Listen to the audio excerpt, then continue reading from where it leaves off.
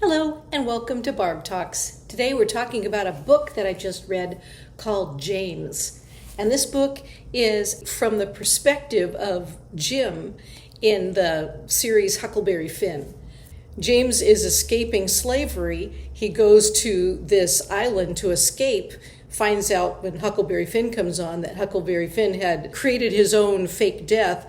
And Jim's going, great, I'm going to be blamed for the fake death because, they got to blame the black people for everything.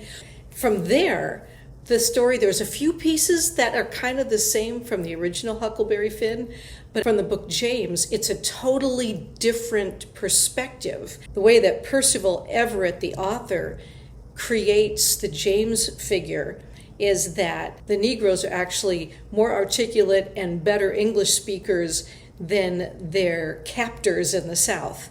But they have to pretend that they're saying bad English and subservient actions for their own survival. So they have to behave that way so that the white people can feel superior, so that the white people don't hurt them more. Throughout this book, the worlds are just so different. The way of planning your every word, how you present it in such a way, this ballet to preserve not just their dignity, but their very life, and to protect all those around them. Because if one slave does something wrong, then inevitably the masters will go hurt innocent slaves so that it double punishes the slave that misspoke. The way the back of the book talks about it, it says, when Jim overhears that he's about to be sold to a man in New Orleans, separated from his wife and daughter forever, he runs away until he can formulate a plan. Meanwhile, Huck has faked his own death to escape his violent father. As all readers of American literature know, thus begins the dangerous and transcendent journey by raft down the Mississippi River towards the elusive and unreliable promise of the Free States and beyond, brimming with electrifying humor and lacerating observations that have made Everett a literary icon.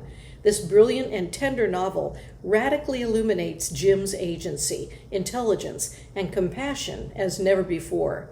James is destined to be a major publishing event and a cornerstone of 21st century American literature. It was a really unique take on the story from Jim/James' perspective. His unique way of problem solving.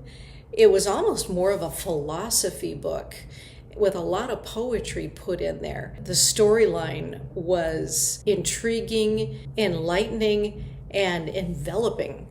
And the ending, it was what I would consider kind of a surprise ending. So I would recommend that you take a gander into seeing if you can get this book through your library card. It took me several months, and it's a 2024 book, because there were so many other people waiting in line to read it. And it is a very interesting book, and it's about 348 pages long. And well, this is the large print too, so probably the regular print is less pages than that. But go ahead and enjoy it. James by Percival Everett.